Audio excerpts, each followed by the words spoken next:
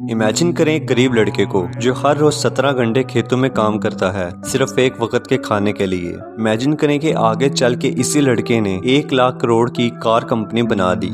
ये कहानी है हुंडई के फाउंडर चुंग जुंग यांग की। सेवियर टीवी की वीडियो में एक बार फिर से खुशामदीद।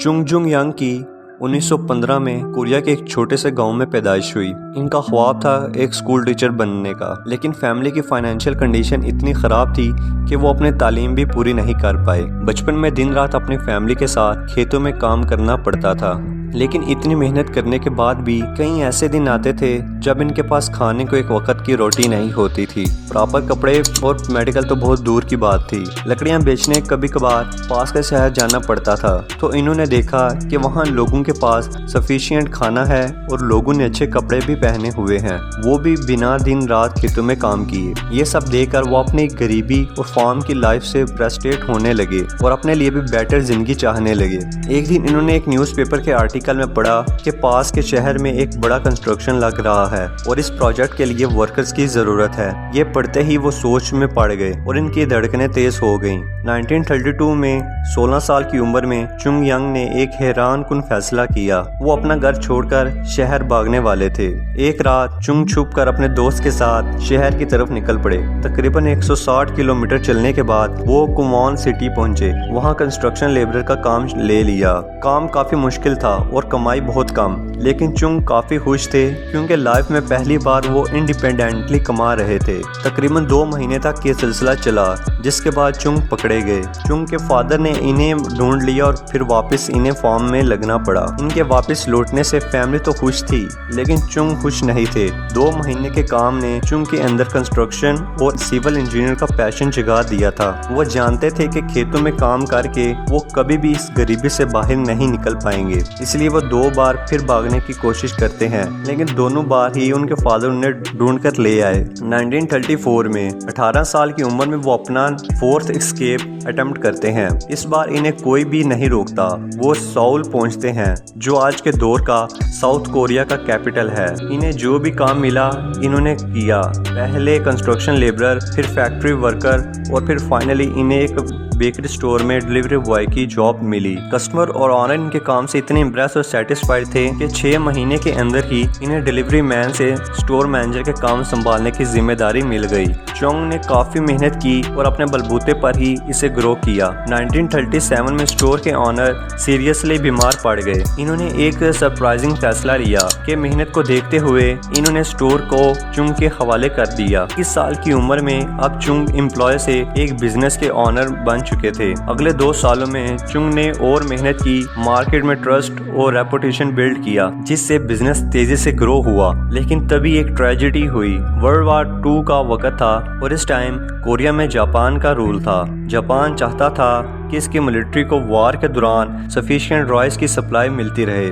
जिसके चलते इन्होंने सभी रॉयस शॉप्स की ओनरशिप ले ली। चुंग से भी इसकी शॉप छीन ली गई और सालों की मेहनत से बनाया बिजनेस एक ही झटके में खत्म हो गया। चुंग काफी दुखी थे, लेकिन उन्होंने हार नहीं मानी। अगर मैं दिलो जान से कुछ भी काम करूं तो इसमें कामयाब हो सकता हूं।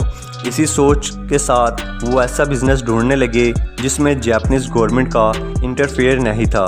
बहुत जल्द इन्होंने कार रिपेयरिंग बिजनेस में जीरो डाउन किया और 1940 में 30,000 वॉन का लोन लेकर एडो सर्विस गराज खोला।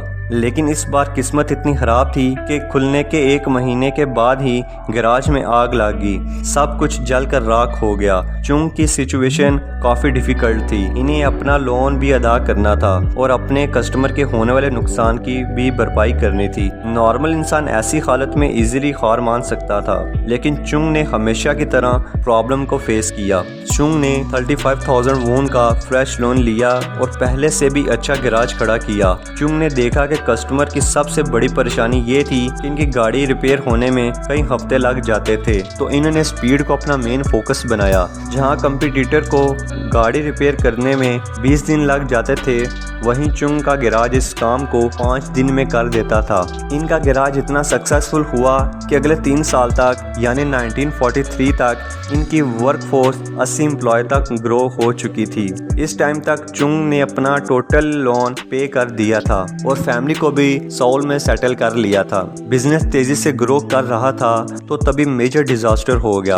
जापान को वर्ल्ड वार 2 के लिए वॉर रिलेटेड इक्विपमेंट बनाने थे, इसलिए जापान ने इनके गैराज की ओनरशिप ले ली और एक लोकल स्ट्रीट प्लांट से कनेक्ट कर दिया और फिर सालों से खड़ा किया गया बिजनेस एक झटके में इनसे छीन लिया गया। चुंग वापस से स्क्वायर पे आ चुके थे। इन्हें अपनी फैमिली के साथ गांव लौटना पड़ा, लेकिन इनके पास 50,000 वोन की सेविंग थी। वो कॉन्फिडेंट थे कि वो फिर से एक बिजनेस बना सकते हैं। वर्ल्ड वार 2 खत्म होने के साथ कोरिया में जापान का रूल भी खत्म हो गया। कोरिया के नॉर्दर्न एरिया में सोवियत यूनियन का इन्फ्लुएंस था और साउथ में अमेरिका। इन दोनों ने मिलकर वर्ल्ड वार 2 जापान के अगेंस्ट लड़ी थी। इसके चलते कोरिया साउथ और नॉर्थ में डिवाइड हो गया। 1946 में चुंग वापस सऊल आ जाते हैं और कार रिपेयर बिजनेस रीस्टार्ट करते हैं। बिजनेस पुराना था बट नाम नया था, हुंडई ऑटो रिपेयर। हुंडई मतलब मॉडर्न। कार रिपेयर का बिजनेस ठीक चल रहा था, तभी चुंग ने नोटिस किया कि अमेरिका अपनी मिलिट्री फोर्सेस के लिए बिल्डिंग बना रहा है।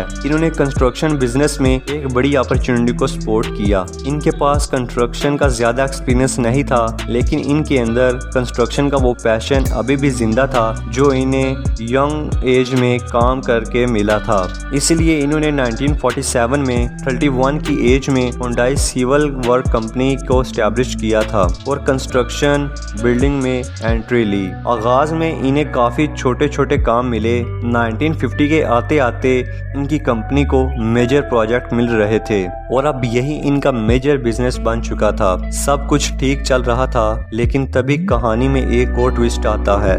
जून 1950 में नॉर्थ कोरिया साउथ कोरिया पर हमला कर देता है। नॉर्थ कोरियन सऊल के बहुत करीब आ चुकी थी, जिस वजह से चुंग अपना काम छोड़कर अपने सेविंग के साथ पुसान शहर चला जाता है। लेकिन इतने बड़े क्राइसिस के बाद भी चुंग हाथ पर हाथ रखकर नहीं बैठा। यूएस मिलिट्री साउथ कोरिया से मिलकर नॉर्थ कोरिया से लड़ रही थी। इन्हें tents, warehouses, military headquarter की जरूरत थी। चुंग ने नोटिस किया कि अमेरिका वालों पास पैसों की कमी नहीं थी, बस रिलायबल और टाइम डिलीवरी चाहती थी। चुंग ने अमेरिका को वही दिया। इन्होंने छोटी सी टीम से दोबारा शुरू किया और कैन डू अपनाया। मतलब अगर प्राइस सही है तो वो कोई भी कंस्ट्रक्शन वर्क लेने को तैयार थे। वार चल रही थी और इसी में इन्हें कई प्रॉब्लम्स आई और लॉसेस भी हुए, लेकिन एक बार जुबान देने के बाद इन्होंने कभी भी उसी प्रोजेक्ट को बीच में नहीं छोड़ा। इनके इसी रिलायबल की वजह से इनके अमेरिका के साथ काफी स्ट्रॉन्ग रिलेशन डेवलप हो चुके थे। 1952 में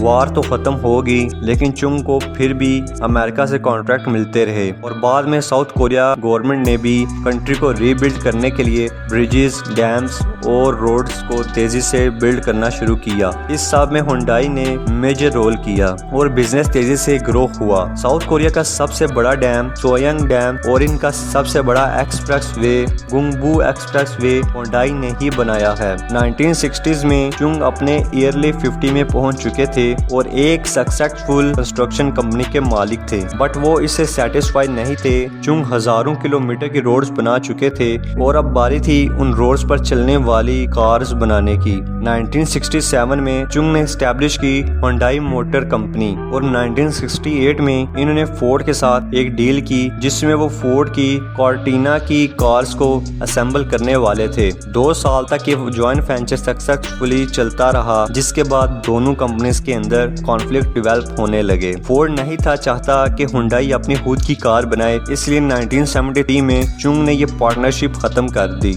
और इमीडिएटली नए पार्टनर ढूंढने लगे। इन्होंने मैन्युफैक्चर की टेक्नोलॉजी के लिए जनरल मोटर्स और फॉक्सवैगन जैसी कंपनी से डील करने की कोशिश की, लेकिन सब ने मना कर दिया। फाइनली इन्होंने उसी साल जापान की मित्सुबिशी मोटर्स से राब्ता किया। मित्सुबिशी हुंडई को कार बनाने वाले टेक्नोलॉजी देने के लिए तैयार हो गया था। बेस्ट पार्ट इस डील में ये था कि हुंडई अपने मॉडल्स और अपने दिए गए नाम के साथ कार बेच सकता था। इसी दौरान साउथ कोरिया की गवर्नमेंट ने ऑटो कंपनीज के लिए एक हुक्म जारी किया कि एक ऐसी कार बनाई जाए जो हर किसी को अफोर्डेबल हो और रिलायबल हो और इसमें सिर्फ साउथ कोरिया में बने पार्ट ही यूज्ड हों। 1976 में चुंग ने एक नया प्लांट सेट किया और हुंडई ने बनाई साउथ कोरिया की फर्स्ट हुंडई पोनी कार। अपनी अफोर्डेबिलिटी की वजह से ये कार साउथ कोरिया में इतनी सक्सेसफुल हुई, देखते ही देखते हुंडई ने 60% मार्केट शेयर कैप्चर कर लिए थे और वहाँ की सबसे बड़ी कार कंपनी बन गई। लेकिन एक कैच था, साउथ कोरिया का टोटल कार मार्केट 30,000 कार का था, जो प्रॉफिटेबल होने के लिए सफिशिएंट नहीं था। तो Hyundai Pony South Korea market में जितनी सक्सेसफुल थी, लेकिन ओवरसीज मार्केट में उतनी ही फेलियर थी। कार की क्वालिटी अच्छी नहीं थी, गर्मी में पेंट उड़ जाता था और इसमें रेगुलरली मैकेनिकल इश्यूज आते थे और इसी वजह से हुंडई कंपनी 7 सालों से लॉस में चल रही थी। लोगों ने चुंग से कहा कि इनसे जितनी जल्दी हो सके इन्हें ये कंपनी बंद कर देनी चाहिए, लेकिन चुंग के डिसीजन ने सबको शॉक्ड कर दिया। कंपनी बंद करना तो दूर, वो एक नई कार फैक्ट्री बनाने वाले थे जिसमें हर साल 3 लाख कार प्रोड्यूस हो सकें। कंपनी की मैनेजमेंट को ये डिसीजन समझ ही नहीं आया।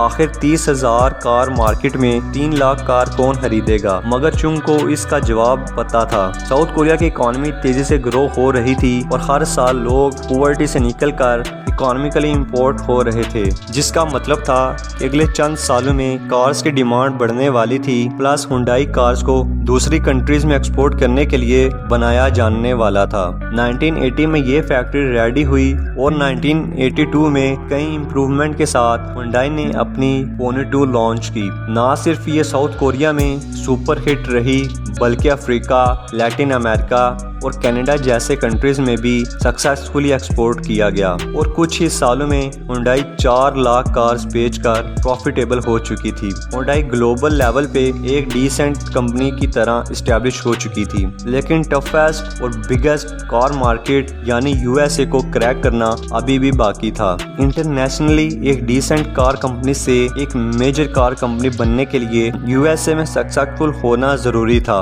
हुंडई ने जब यूएसए मार्केट को स्टडी किया तो देखा कि जापानीज ने कॉम्पैक्ट कार का सेगमेंट कैप्चर कर रखा है और यूएसए कंपनीज का मिड और लार्ज साइज मार्केट में already through and cut competition है। इसलिए हुंडई ने सब कॉम्पैक्ट मार्केट को टारगेट किया जहां कंपटीशन जीरो था और हुंडई ने देखा कि यूएसए में सेकंड हैंड कार मार्केट बहुत बड़ा था। इन्होंने इन्हीं कस्टमर्स को सेकंड हैंड कार की प्राइस में अपनी नई हुंडई एक्सेल ऑफर की, वो भी 5 साल की वारंटी के साथ। इस स्ट्रेटेजी ने यूएसए कार मार्केट को हिला कर रख दिया। Second hand car buyers easily Hyundai Excel में शिफ्ट हो गए। 1986 तक हुंडई ने यूएसए में ऑलमोस्ट 1,70,000 हुंडई एक्सेल बेची और 1987 में तकरीबन 2,60,000 और इसी साल हुंडई एक्सेल यूएसए की टॉप सेलिंग कार बन चुकी थी और तब तक मार्केट में इतनी इनिशियल सेल किसी और कंपनी ने नहीं थी की। और इसी तरह हुंडई ग्लोबल लेवल पर एक मेजर कार कंपनी के तौर पर इस्टेब्लिश होगी और इसी साल 72 की एज में चुंग ने हुंडई से रिटायरमेंट ले लिया और ऑनरी चेयरमैन का टाइटल ले लिया, जिसके बाद इनके भाई और बेटू ने इनकी कंपनी की कमान संभाली और पहले जैसे डिटर्मिनेशन के साथ कंपनी को चलाया। हुंडई आज वर्ल्ड की 3rd बिगेस्ट कार कंपनी है और सिर्फ 2022 में इन्होंने करीब 40 लाख कार्स बेची थी। वैसे तो हुंडई ग्लोबली अपनी कार कंपनी की वजह से जानी जाती है, लेकिन बहुत कम लोगों को पता है कि हुंडई में 42 अलग अलग कंपनीज हैं, जैसे Hyundai elevator, Hyundai information technology, Hyundai heavy industries जो दुनिया की सबसे बड़ी शिप मेकिंग कंपनी है। हुंडई की वजह से आज साउथ कोरिया जापान को पीछे छोड़कर आज दुनिया की सबसे ज्यादा शिप्स बनाने वाली कंपनी है। साउथ कोरिया के लिए हुंडई एक नॉर्मल कंपनी नहीं है। हुंडई एक इंस्टीट्यूट है जिसने कंट्री को रीबिल्ड किया, हजारों जॉब्स क्रिएट की और साउथ कोरिया को ग्लोबल रिकॉग्निशन दिलाया। इस सब की शुरुआत की थी ऐसे लड़के ने जिसके पास फूड, एजुकेशन और हेल्थ जैसी बेसिक फैसिलिटीज नहीं थी, लेकिन इसके पास था इमेंस पैशन, विजन और सबसे बढ़कर अ डिजायर फॉर बेटर। तो नाजरीन, ये थी हमारी आज की वीडियो अच्छी लगी है तो इसे लाइक करें और अगर आप हमारे चैनल पर नए हैं तो इसे सब्सक्राइब करके बेल आइकन के बटन को प्रेस करें ताकि हमारी आने वाली नई वीडियोस का नोटिफिकेशन आपको मिलता रहे। तो मिलते हैं आपसे नई वीडियो में।